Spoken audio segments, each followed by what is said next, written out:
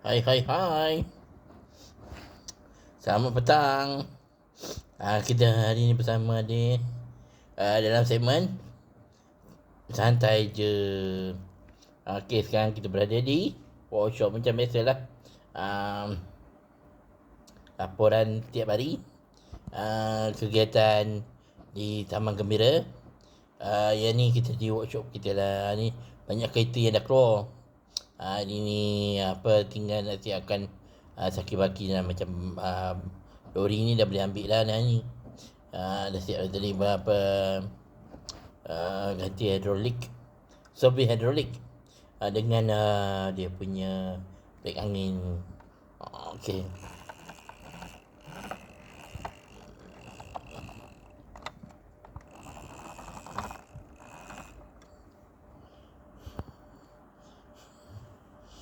Abalan kita dah datang ambil. Abalan.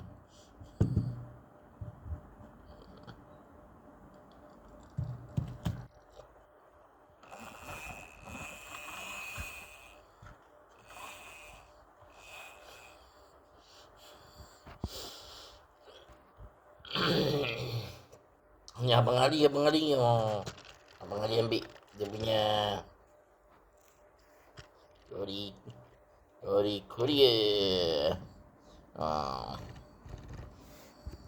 Buat masa ni hari ni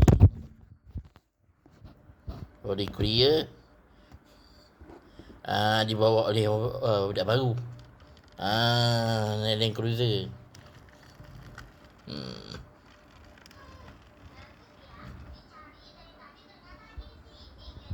Bas kita hari ni buat inspection dua tentang braking, cek tayar, cek aircon, jadual berkala lah. Hari ni orang tengok lapang semalam banyak kereta, hari ni dah lapang lah. Tinggal kereta bos dengan AE86, X19, S19 ada orang ambil. Owner dia dah ambil.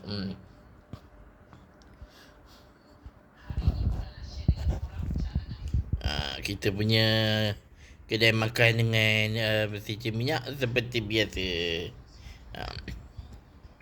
Minggu ni sibuk juga, ada tengok kabarnya ada orang kahwin mengening ya, dewan kita dia ada orang guna lah.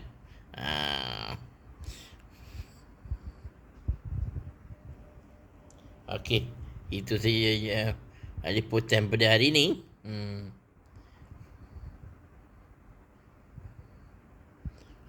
Seperti biasa malam garang ada alam haiwan, ada tetamu yang baru, tetamu kita dijemput khas. Siapakah dia? Tunggu pukul 9-10 malam nanti. Bersama abang Cik Jah kita, Cik Mau dengan Cik Dah. Okey.